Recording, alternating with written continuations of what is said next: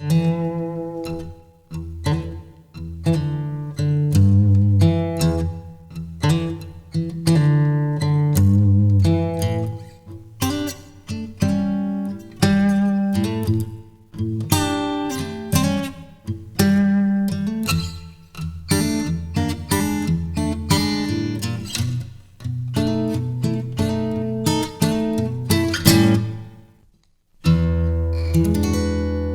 welcome to the Conversation Shop. I want to thank you for joining us today. Today, my very special guest is Mr. Haywood Simmons. How are you doing, Haywood? Welcome to the show. Oh, thank you, Sedrick. I'm well as always. Thank you for inviting me. Yes, man. I know you and I have been having some really interesting conversations. We happen to have kids that happen to be millennials, and we always talk about or help each other and give each other advice on kind of navigating the whole space of raising these children as a father who's not in the household. And I think that, you know, as divorced men, as divorcees, as parents who are not in the home 100% of the time with our kids, I think we give a unique perspective on raising children in that space. And quite frankly, I don't think you and I or fathers, quite frankly, get the just due or get the credit we do in terms of how much we love our children and how much we want to see these millennials move forward and be successful. Mm-hmm. So today, we're going to be discussing raising millennials as fathers, as men.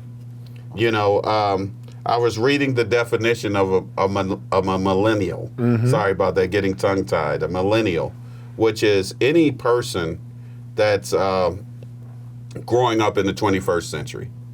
And I had to laugh when I read it. I'm going, it's a lot more to millennials than that. So, you know, I wanted to start by, you know, let's get each one of us give our definitions of what we consider a millennial to be in our real lives as we're navigating these young people growing up in this 21st century. But these young people are navigating or are living their lives in ways that are very confusing to people like you and I. Mm-hmm. So I want to stress. So start by telling me, you know, tell the audience a little bit about who you are as a father, where your perspective comes from, and then just tell me, you know, what's your definition of what a millennial is? Said I was raised by a village, and with age-old practices of love and guidance and order and support. And everybody in that tribe had a different role. Grandmothers had a role, aunts had a role, the uncles had a role, the birds and the bees had a role. And in that community, every place was a place that you could learn. And my growing up, I didn't appreciate it at the time. I know we're going to talk about where we came from, but that was a time I was running from Macon, Georgia, and the support of a strong family, and did not realize the benefits. But now I recognize the benefit of having that tribe and to have that village. And for a young person and an adult person to have the support in multiple ways to view how we can all get to a place that is mature, both, you know, physically, mentally, spiritually, emotionally, that the village plays a big part. But tell me a little bit, we're talking about village and how we grew up, but let's dig a little deeper. When we say the village raising, let's go into your parents' home. Okay, but there's a certain way that we were raised. So let's talk about that a little bit before we dive into raising these millennials. Like, for instance, we had chores. There's things you had to do around the house. There's dishes that needed to be done. There's clothes that needed to be folded. You know, in my home, I had to fold clothes. I had to wash dishes. I had chores. There were things that I was expected to do to help around the home, to keep the home functioning properly, to keep things going well, and to help out, to just help my parents out. At the time, I hated it. Didn't want to do any of it. You know, I thought my mom was ridiculous with all the cleaning. Yeah. You know, clean. Like, are you serious? You know, we got to clean every day, all day, wipe everything down, wash every dish, you know, so no, there aren't dishes in the sink. So, you know, I used to think it was excessive, but now as an adult, quite frankly, I'm very appreciative of learning those things and ways to take care of myself and to maintain a healthy, clean home. Mm-hmm. So talk to me a little bit about those experiences growing up. You know, did you have any of that, or were there things that you felt, rules and regulations, excuse the term, in your household that you felt were unfair that you grew up navigating? Then definitely. We're talking about back then. I was so blessed that I could see both sides. Mm-hmm. One, I could feel a strain and a stress that I didn't understand, that wanted me to do well, that wanted me to succeed and exceed and to sit tall and to be proud and to not be beaten down and to learn responsibilities, to learn what it meant to be mature, Mm-hmm. to learn what it meant in society in the 70s and 80s growing up, what it meant to be a man. And on the other side, though I felt a love, that it was centered around me. So, but the totality that it was is at 17 and a half, I wanted to get out of that environment. Right. Where I had been raised and raised well. I'd been taught to be introspective. I'd been taught to be inquisitive. And at that time, it felt like suffocating. Right. Talk a little bit about that. And I appreciated that I could feel it was intentionally suffocating. Mm-hmm. And I now know and appreciate even more the spirituality in the home I grew up, that idle hands are the devil's playground. I hear you. So now I can appreciate that there's a skill set and there's a resilience in being able to stay busy, to Mm-hmm. stay entertained, to stay curious, to stay inspired in a very simple way. But at one time, there was shame behind it, there was fear, there was misunderstanding, there was angst and a desire to get away. Okay. And now I can see the benefits of that. So another question would be for me, so as you're running away at 18 and we're getting away and we're feeling suffocated, right? Yeah. If I'm understanding you correctly. Definitely. I So mean, I've are we heard us saying- talk about it where you were told to be a man and then sit down and stay in your place. Right, which contradicts it, right? Which contradicts it. So as we're talking about leaving the home, right?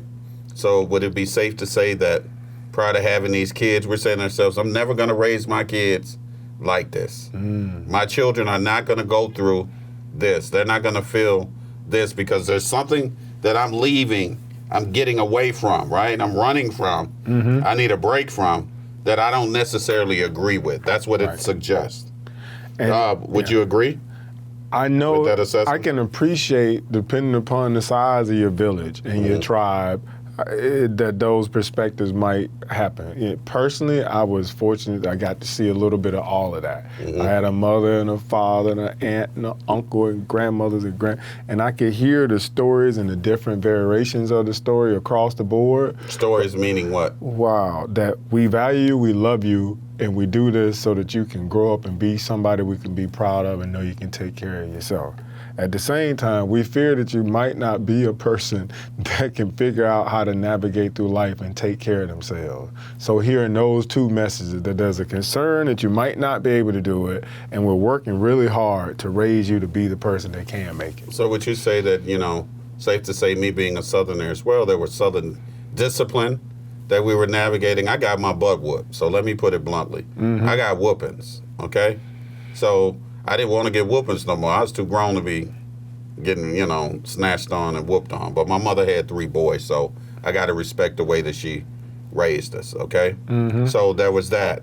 Then I had my grandmother and, that side of the family, don't be on the corner, don't do this, don't get in trouble, all these things, so I felt like I had all eyes on me at all times. Yeah. You know what I mean? So for me,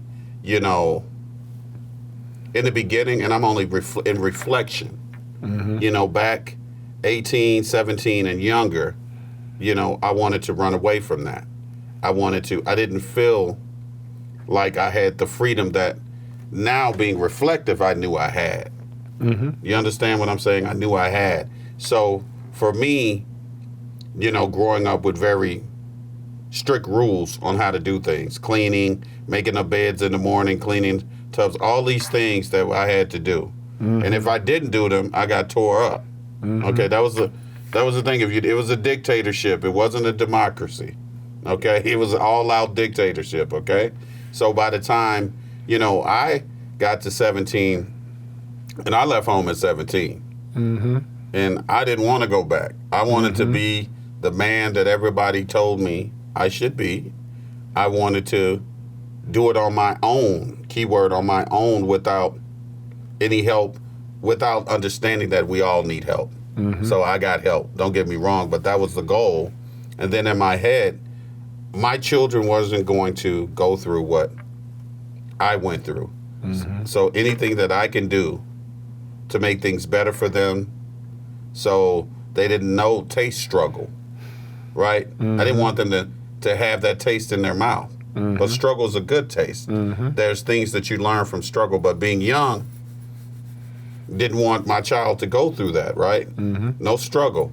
Then I go, okay, I don't want them, I want her, I'm going to tell her every day that the world is their oyster, they can accomplish anything, which I believe it's true. But at the same time, there's a caveat to that as well. You need to work hard, you need to study hard. There's things that you have to do in order to be successful, in order to put yourself in a place to accomplish these things, right? But backtracking a little bit in my haste to get away from what I thought was bad, I'm creating this space with my own child now that I'm basically not doing, setting the foundation that I was given with this child. Yes. This is my first, right? So I don't want to take her through none of that. Okay? So having said all of those things, bringing you to when you left at 18, I'm running out at 17. I'm single, 2 years removed from having my first job. So, my goal in moving forward was to be successful and work hard any way that I could to get there, but also for my child not to go through the things that I went through. Would you say that at 18, as you're looking out into the world, and again, bringing it to kids, you don't have any now, but we're thinking of if we have, well, man, I'm never going to do what my dad did to me. That's never going to happen. I'm never going to have that. Did you have those kinds of experiences? Definitely, and they were traumatic, or they were very informing to my parenting and the parenting that I do today and the community parenting that I do today, using like this respect through fear. I recognize it as that was there. And again, in my own journey, though, I'm so thankful for my mother, who taught me that you could hurt people with words, and sticks and stones may break my bones, and words hurt too. Or you can use words to navigate and to get yourself out of conversations. So I was blessed to be able to hear the shouting and screaming and name calling. And Mom also had a saying, she wouldn't forgive you for your small vocabulary. Yes. So I could almost laugh or be more lighthearted when I would hear people use 4-letter words and explicatives, because my mom told me that was just a limited vocabulary. So that really did protect me. And my father, he gave me sarcasm. He said, any joke you could tell, I could turn around and make it funnier. So between those two things, of the adults who would have impressed me the most, I had kind of anti-venom to be able to deal with it, but you could see them both. Just before I would feel overrun by maybe your father or male figures in your life, grandmama or aunt would come in and say, he does that because you love you, watch what I do to him. Well, hold that thought. So there were people around that would help. Hold that thought. We're going to pick up on that again.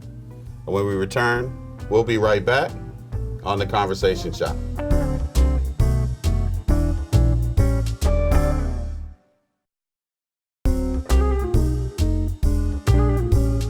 Hi guys, welcome back to The Conversation Shop with Sedrick Page.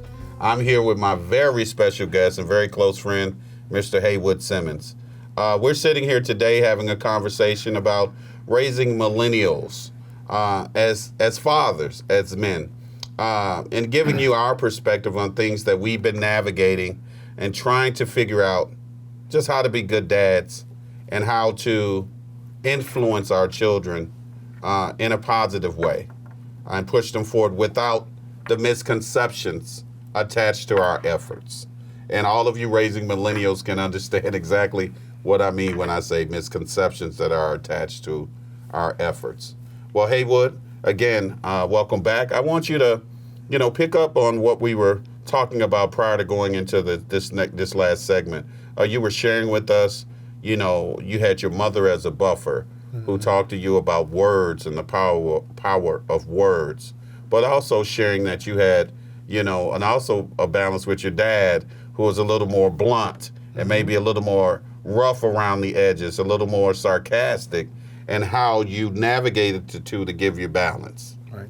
So finish talking. So coming from that place, and then like as you said, where you had this balance, where one that would had the other's back, and so when you get frustrated with one, you had mom to kind of explain dad.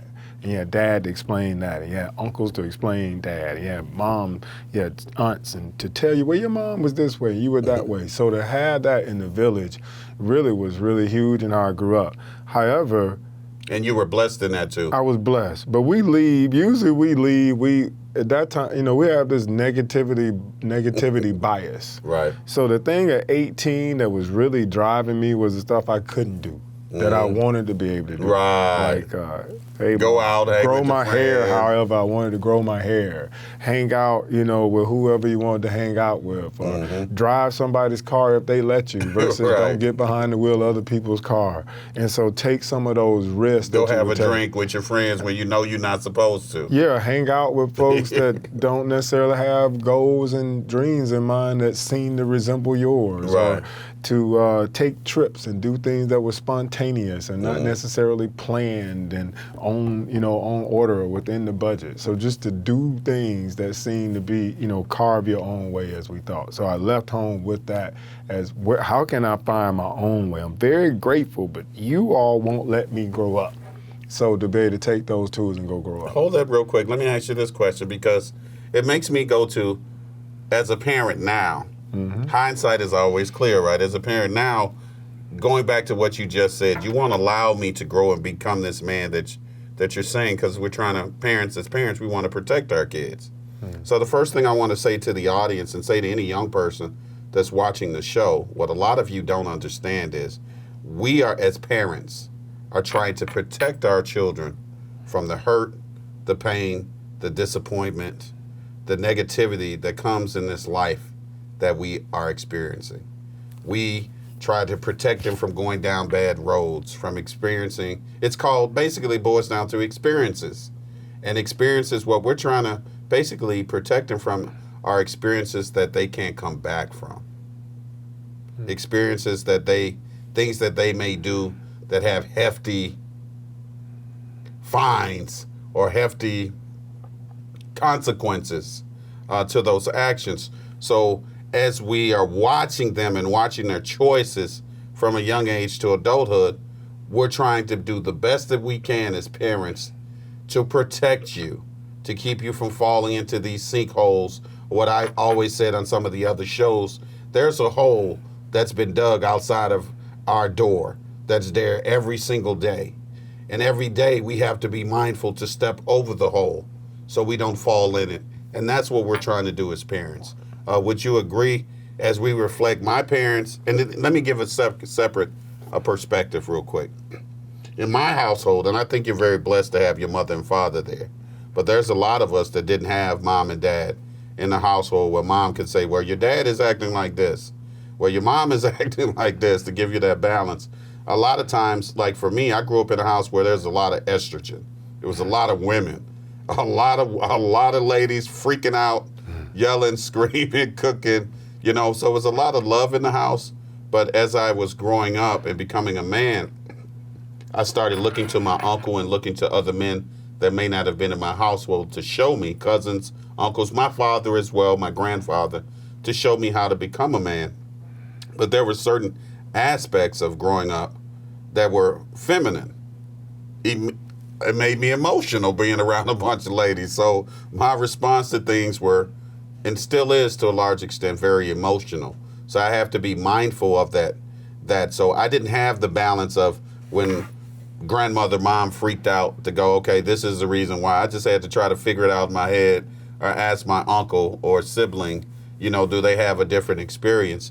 But again, tying it all back together, a lot of the things that I was going through was being raised by a young mother who had me at 15 and not knowing what to do, how to raise kids, and we're just kind of growing up together, figuring it out, and me understanding that, there is no perfection. We're only perfect in our imperfection. So having said all of that, and then I had my grandmother on the other end being a balance of being in support of her. And then I had my father from the peripheral and grandfathers, uncles, aunts, filling in all the spaces. So I can't say I grew up not feeling loved and like I didn't have things, because I felt like I had things. But when you talk about feeling smothered, I felt all eyes on me at all times. I felt like there was nothing I could do, no place I could go, because my grandmother knew everybody. It was, I'm like, okay, why do I want to get in trouble? But if I wanted to do something bad, by the time I made it home, she knew. They were waiting on me at the door, so it was a problem. Right, for sure. So it was similar to that way in Macon, Georgia, too.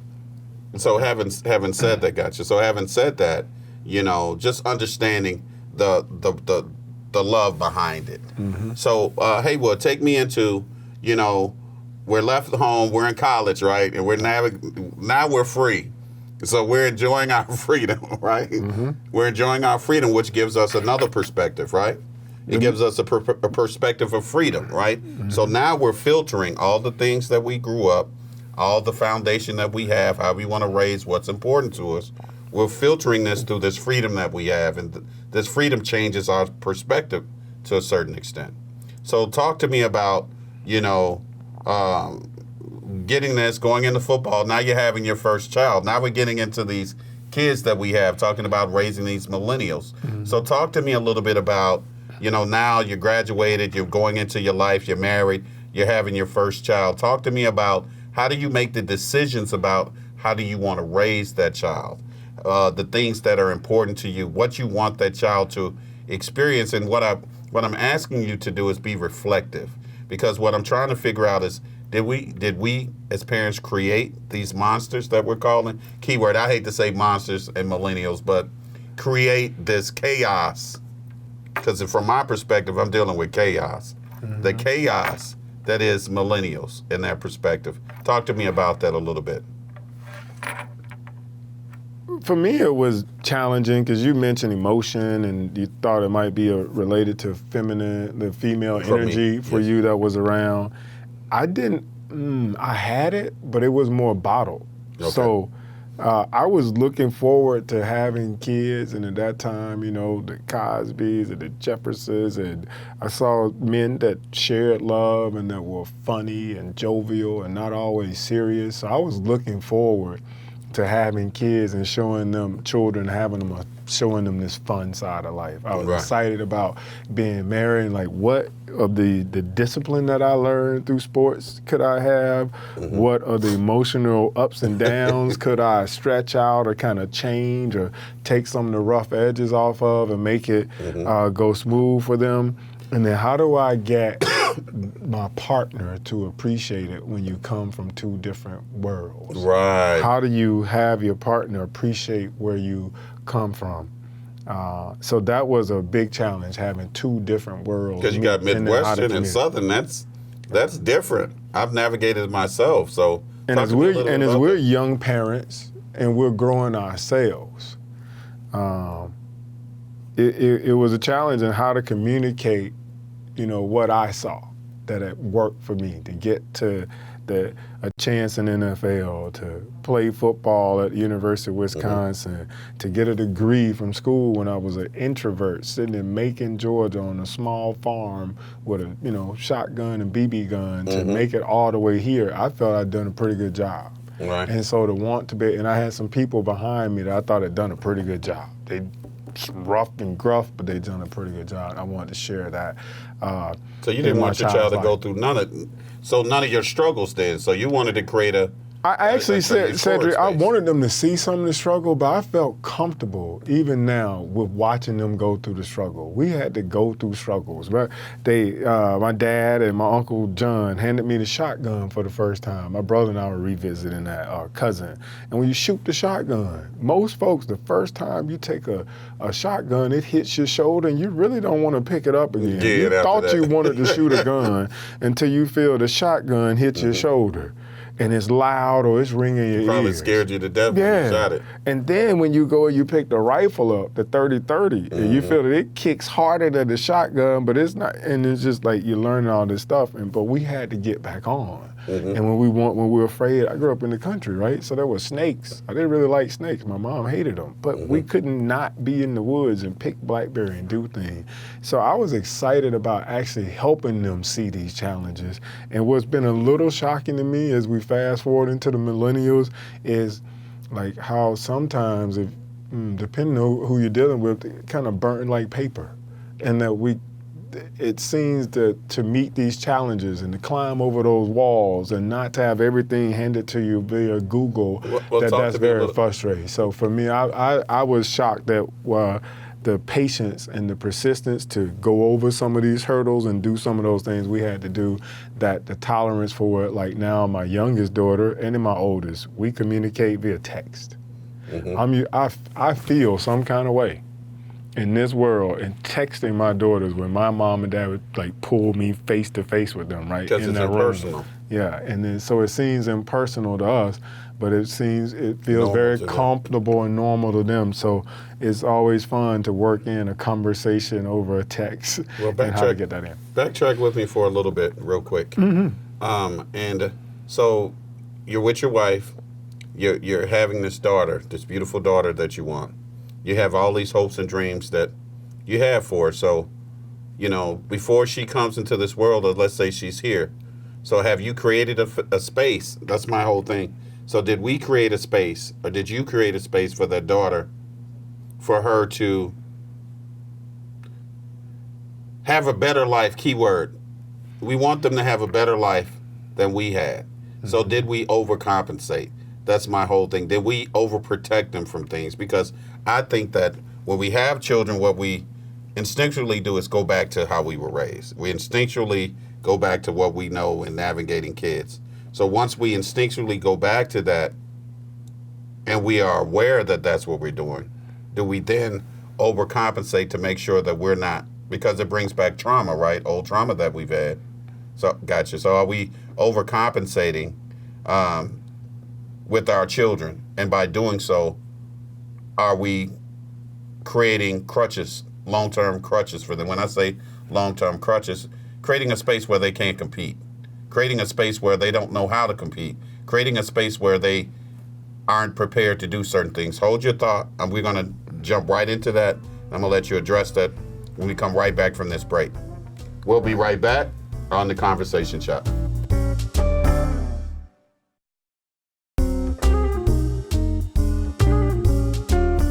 Hi, welcome back to The Conversation Shop with Sedrick Page. I'm here with my very special guest, Mr. Haywood Simmons. And Haywood, we're going to jump right into our conversation leading into, raising millennials. On the last segment, we were talking about, now you're married, you're in the household, you're having your first child. We've discussed things the way that you were raised. Now we have this child. And as we discussed earlier, we instinctually go back to, what we know, our experiences. So as we're raising this child and we feel this, right? The next thing that comes up is the trauma that we've experienced growing. All of us have, I won't say all of us, a lot of us have childhood traumas, okay? So we don't want our kids to go through that. So we shelter them or overcompensate to protect them, quote unquote, from certain things. So in your explanation or sharing your story with me, do you feel, as we're leading into raising millennials, do you feel that we planted certain seeds or laid a certain foundation to push them in this chaotic space? You understand what I'm trying to say? That's a big question, but to begin with, I feel like I had a concern in the way that you mentioned about what I didn't want them to go through, but believe it or not, I didn't enjoy being an introvert. I didn't enjoy, I felt I was very mature, that I almost felt like I was very afraid, scary, reserved. I was mature and conservative. I didn't jump off of things that adult wouldn't jump off of. I didn't do some of the things that I thought young children should do, just like laugh. laugh, uncontrollably laugh. I didn't do a lot of that as a child. It was like, where's the next one? What fence are we fixing? What hill are we getting over? When's practice? What field are we going to? Are we picking corn? Are we picking okra? What does grandmama need? How can I help her? I didn't feel that there was a lot of laughter and courageous moments in my childhood because I was so protected and especially growing in the South. And I appreciate that now. I think I understand. I didn't know who Emmett Till was. I didn't know about Jim Crow. I didn't know about Georgia. I didn't know about these places. So you were sheltered. So I was sheltered in that way. Yeah. I didn't hear about, I almost was upset in college, like, what happened and they didn't tell me about it? So for me, that part that was challenge it and try this and be courageous, that was, if there was something that I overdid, it was to ask you to be courageous, to ask you to jump off the box anyway, to ask you to go talk to the people that didn't look like you anyway, because you can, and you're gonna find one day that there's nothing to fear. So for me, if there was something, it was like challenging you to take risks, challenging you to not play it safe was one of the angles that I took, and sometimes maybe there could have been more than some parents. And but is that what you did with your daughters? That what I did with my daughters is, instead of sheltering you, my protection of you is going to be to push you not to need protection. Okay. Let me ask you this then. So that was my protection. To teach you don't need protection. Let me just jump right into this then. Because for me, I definitely overcompensated and I wanted to protect my daughter. So I'm going to say that I did that. And from my perspective in doing so, I feel I did her a disservice. I feel like some of the things the lessons that I've learned from having regular chores, having to get a job, having to do certain things that I had to do at a young age, working with my grandfather in the summer, these kinds of things that I didn't want my child to have to do. They don't have that. I have the money to take care of this for them. What I ended up doing was creating a space for me where I wasn't giving her keys. I wasn't putting tools in her toolbox to help her overcome issues or problems as they would come up. What I realize now, what I was doing was, quite frankly, I was doing the best that I could, wanting the best for her, but wanting to have the tools in my toolbox for her. So whenever you need me, I'm gonna jump in and take care of this for you. But what I didn't realize what I was doing was not allowing allowing my child to become an adult. And by doing so, was keeping her in a child state. Yeah. So I'm getting mad at you because you're in your 20s, but you're responding to me like you're in high school. You're responding to me like you're 10 or 12 years old. But I've created a space where I put you in a space where you have to respond to me in that way. I haven't made you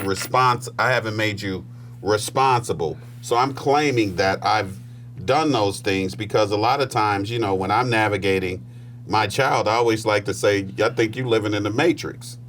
Because I think you should have taken the blue pill because you got to come back to reality. And what I mean by that, Haywood, is this. We know that there's, in life, like I said, we've done a disservice by telling the kids everybody's a winner, everybody can win. Everybody competes the same. That's not true. That's really not true. And we're doing them a disservice because they go out and expect to get the same job that somebody that's worked hard and has the credentials have gotten. They want to graduate high school and go get a $150,000 a year job. They want to graduate a freshman in college, but they want a Porsche. But they don't have Porsche money. Or you're talking to people who are not going to get up at 7 o'clock to go work a 9-to-5 job every day. Not saying you have to do that to take care of themselves. So, someone who doesn't have, give me 1 second, to someone who doesn't have the gumption like you to push themselves forward and create a business. So those are the things that I feel, has been a hindrance and leads to my definition of things that millennials do. Yeah. Well, I actually felt that the most was in the co-parenting side. So, and how to stay the person that you want your child to see, how to be that example, while you're navigating or communicating what that looks like. That's the hardest thing ever. That to me was a bigger challenge in how to be in character, how to be a man of spirit and God, and negotiate and navigate and communicate with a co-parent. That was, to me, the biggest challenge of dealing with that, and then, like, you know, coming from behind closed doors and being the parent you wanted to be, being the parent that didn't put down mommy or didn't put down daddy, or being the parent that encouraged them no matter what. That was a challenge to come out and say, hey, I'm fighting to even be able to teach you this. And sometimes there was some agitation because I could see that the child didn't take to, or maybe felt that there was another teaching lesson, and that my style was being questioned by the child. But does that questioning cause distance between you? For instance, for me, I feel like there's a distance between my child and myself currently. That mother I had, again, taught me not to go to bed angry. Mm-hmm. It definitely did and could for a day or for a second, or maybe you wake up and see a picture in the morning. Mm-hmm. But the one thing my mom had taught me is not to go to bed angry, even as a child. So I didn't fall asleep as angry, especially at anyone else. It was more, but there was a big stress and a challenge right on me. How do I wake up in the morning and do it better? And sometimes you would shout or scream, or because of that challenge that you're trying to do it right yourself. Well, the main thing is I think they should also tell you don't go to bed frustrated. Mm-hmm. That's the other caveat, because going to bed angry I think is great, but don't go to bed frustrated, because, you know, and I want to talk about a little bit of the things that we navigate with these millennials, because a lot of the times, you know, for me, you know, I'm dealing with going to college, not going to college, having a career, not having a career, inability to work a full-time 40-hour-a-week job, but thinking you can take care of yourself working 6 hours or part-time. Mm-hmm. You understand what I'm saying? So I'm navigating these things, and again, because I love and I care about my child, these things matter to me, because I want them to have these things in their pocket, have tools in their toolboxes, so they can be successful, whatever that their definition of success is. Or we just want them to be able to take care of themselves. Yep. Take care of themselves, not as a 12-year-old, but take care of themselves as an independent adult. And as I've matured, most of those concerns I don't have anymore. I pray for them. I send them prayers and good intention. I intentionally speak highly of them in my heart. And having been growing up in this world or seeing relationships, I think, with some of my friends and their parents, I think it would be easy for there to be distance between me and my children, that we grew up in separate homes. But I work really hard in my heart to bless them every day, to pray for them, and to see them do things, even if I don't know how it's going to get done, that it's going to happen, because the same spirit that carried me when my mom didn't know that when I didn't listen to her, when I didn't listen to my father, that spirit that carried me carries my children. So I have learned to take my hand so far off of it. And repeat that again, because I think a lot of us, as we're interacting with our children, keyword these millennials, you know, it's very hard for us to just go, hey, you know what? Do what you need to do. I trust that you'll get there. But here's the other caveat. Mm-hmm. Let's talk about navigating this when they're in your house, because that's a different word. See, we're talking about navigating when they don't live with you. It's easy. To me, I can do that, mm-hmm. right, when you're not in my house. Mm-hmm. But when you're in my home, how do you navigate these things, right? And these attitudes, and some of these attitudes can be very, very bad, right? Negative. Mm-hmm. And again, it's like high school all over again to the max, okay? So negative attitude. So how do you take that with okay, I'm just going to, let you figure it out and do it on your own. But then they're living in your home, doing things in your home that's disruptive to the way that you live your life, that's disruptive to your peace, your harmony. How do you navigate that? And I found that to be one of the hardest things for me. But one thing I will say that I've learned, anything your parents do for you after 18 is from love. I tell everybody, consider it a blessing, because I'm one of those people who didn't have that. Everything I've obtained, 18 and over, through God, blessings, hard work on my own. But you have someone in your house that's being disrespectful, not following your rules, not doing all these things. So how do you push them forward without wiping and washing your hands from it and keep your sanity? So to me, that's one of the hardest things that I've had to do, but I've had to choose me first. So how I fixed it was I had to choose me first. My health and my happiness is important to me. And if you're an adult, meaning if you're over 25 years old, you're an adult to me. If you're 26, 27, you're a grown, excuse my language, you're a grown ass woman. Okay, or grown ass man. Okay, so to me, you should be able to take care of yourselves, and I can't interact with you as a child. So that's been some of the things that I've been trying to navigate, and I've made the decision that it's okay. Tough love. You got to learn on your own, and you're going to learn what not paying bills do for you and not buying groceries, and I have to love you enough to let you experience that. What do you have to say about that? That spare the rod, spoil the child. Yes. When I was younger, I thought like that rod was something painful, but now, I've learned the necessity is the greatest creator of things.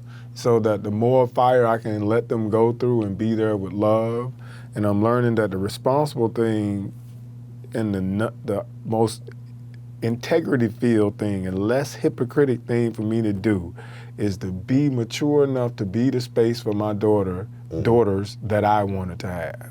And I don't know that I always had it, that someone didn't get frustrated or just shout their rule at me. And then I grew up and then understand where that rule came from. So to be aware of being authentic and holding the space for them to learn, be nervous, learn, trust me, and get back to a space that they can trust themselves. And that's my final. I'm going to sit here until I am heard and you trust yourself. So to set a goal like that I'm going to sit here until you are heard, I'm heard, and you trust yourself. And so just to extend it. Well, hold that thought. We're going to pick up on the next segment. We'll be right back on The Conversation Shop.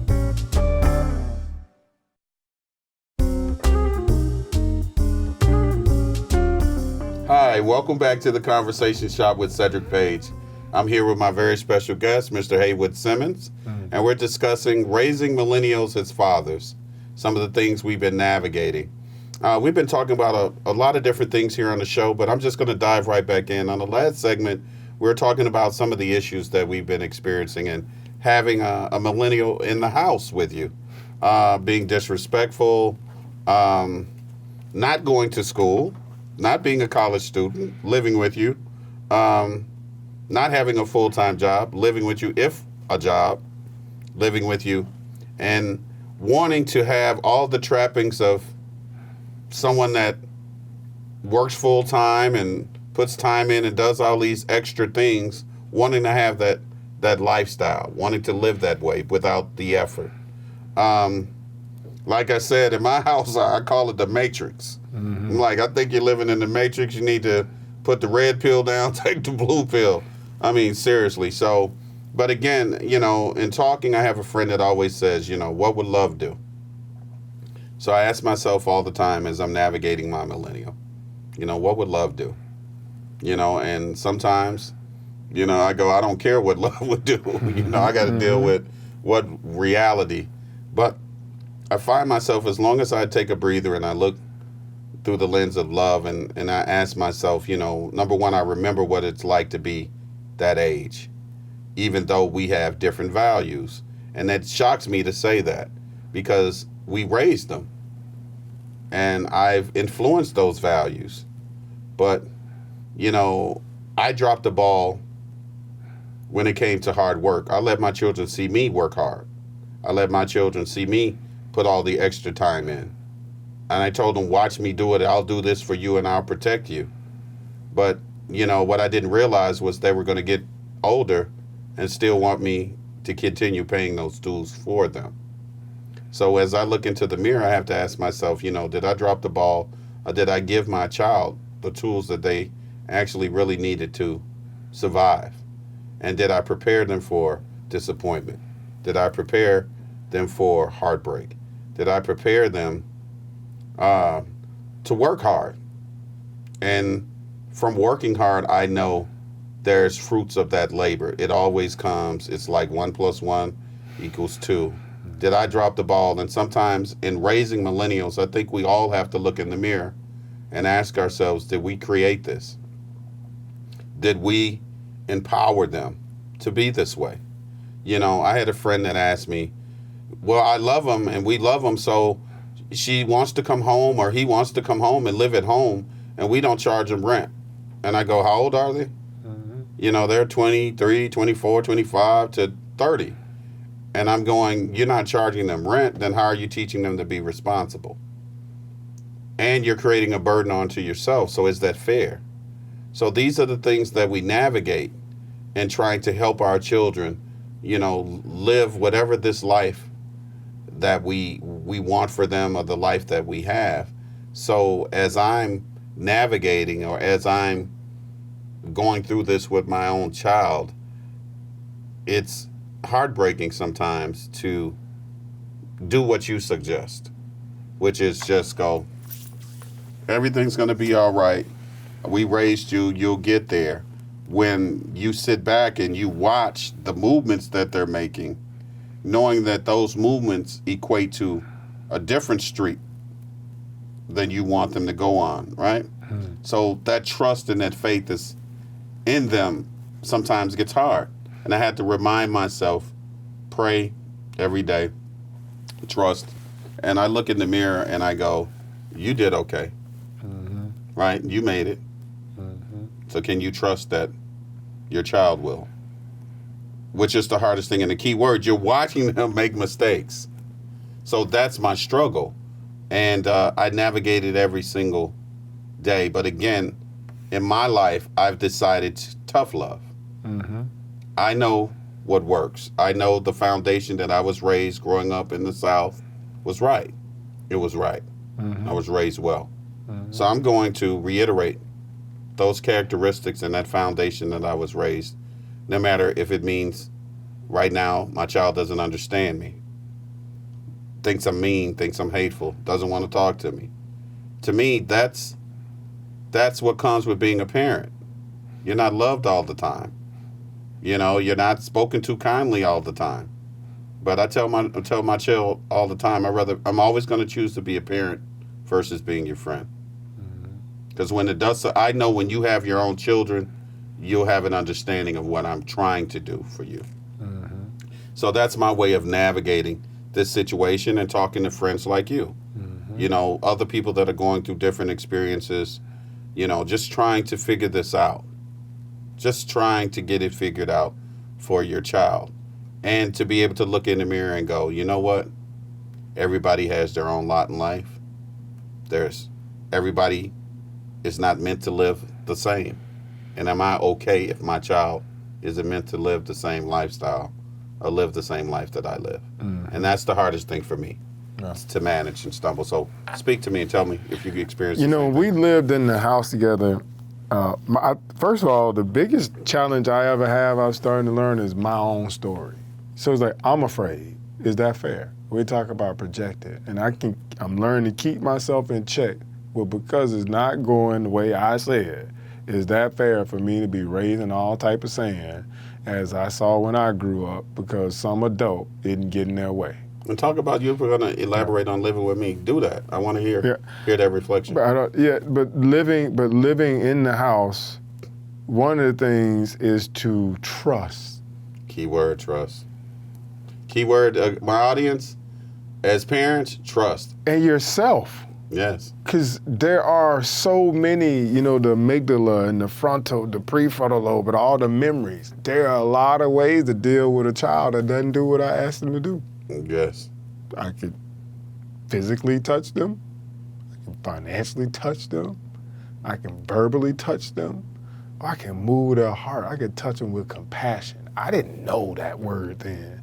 I choose compassion now, just to be compassionate. You seem to be going through some learning things. I went through learning things when I was your age. That's hard, Haywood. I got to laugh. That's hard sometimes.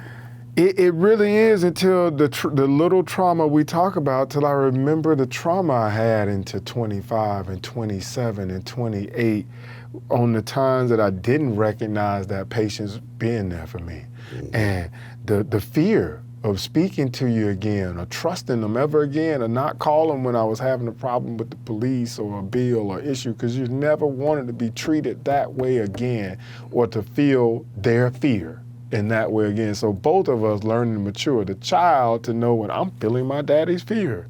And for the father or mother to know I'm projecting my mom and dad's fear on my child. Yes. And for all of us to stop that in that moment and to trust each other. But I don't, it is a trust. Will I snap today? Yes. Will I do what I heard when I was 15, like you, blah, blah, blah. Will I do it or will I take a breath? And let me add to that real and when quick. I hold the space of be this godly, compassionate person that I did never heard about that in parenting. You made me think of something and being reflective, and I'm sure other parents are going through this. What scares me with my child is that in all my restraint and control, she makes me feel out of control. Meaning she makes me so angry until I have to leave the house. I have to do things that I think I can control. She makes me feel out of control. And I'm as hard. And it bothers me that that's the case. So that's what you made me think about. Yeah. I'm as hard as on myself. I hope. I attempt to be. Hypocrisy. Mom made us read a lot. I didn't want to be a hypocrite. Mm-hmm. I worked not to be one. It may happen. Please forgive me. But so that I was going to ask my daughters to work as hard on reflecting about who and how they were acting, and I need to do the same. And I never got a chance to get back, to chastise them about how they're acting. Are you acting like the father that you wanted as a child? Thank you. So then, no. Say that again, Haywood. Are you acting like the father you wanted as a child? Or mother. Or mother. Are you acting like the mother that you wanted as a child? Remember that. Am I being that person? And if I'm not being, I can wipe my hands of that. No, I'm not, but I can go back and be that. Okay, but talk to me. I have to add this, though, okay, because I'm experiencing this as well, and the other parents. But when it's enough, when it's paid, like my friend who I told you said, what would love do? I go, look, I'm loved out, okay? Love don't live here no more. I'm loved out. Love brought us to Wisconsin. True, but let me finish. Yes, Patience, please, sir. My cup runneth over with patience. I have years of patience. When I go to bed at night when my head's hurting because they just said something, the foulest, negative thing that I could hear, didn't think I'd hear from my child to me. The patience is making me breathe, go through my breathing techniques and take a shower to calm down. Okay, so when you've gone through years of this, keyword, and I hate to use you as the person to answer the question, but I have to say, I love it. I struggle with this. You got years of dealing with this. When is enough? For me, for parent you. That's suffering. When I look and see, when is it enough of this story? I'm still holding on to a story. If I didn't have the story, I would just be elastic like a rubber band. And right. When is enough of my, I'm going to give in, but I'm going to hold on to this thing my dad did to me or my granddaddy showed me. Mm-hmm. There's no room for that mess. Let it go. Let it go. Let it go and let your daughter grow. Let your child grow. So I'm really learning these are my stories that I'm holding on to. Am I willing, like I'm asking her to do, to take my hands off of this parenting wheel and book I had and just go with it and figure it out together? Mm-hmm. Will I let go of the lessons my dad taught me and my mom taught me and say, good job, and let my daughter and I figure this out together? Now hold us trust that. Before we go and the show ends, I want you to leave the audience with some words of wisdom real quick. Give me about 10 seconds. The most mature thing you can do is to let your children see and feel what love would do. And love will pave the way for them to comfortably go to Wisconsin and get 2 degrees and start a business. Love will pave the way for them to comfortably do it. So to be there long enough for your children to see what love will do and to watch it with them. Well, guys, I want to thank you for joining us on the Conversation Shop. Hopefully you've enjoyed the conversation we've had about navigating millennials as fathers. And I want to leave you with the great words of my friend and the great words of Mr. Haywood Simmons. As we're working with our children, remind ourselves, what would love do? Ask yourself, what would love do? And I know sometimes our cup runneth over. I know sometimes our patience is at a wit's end and love doesn't live here anymore. But when the dust settles, our children didn't ask to come here, and they're ours until we leave here. So again, I thank you and see you next time on The Conversation Shop.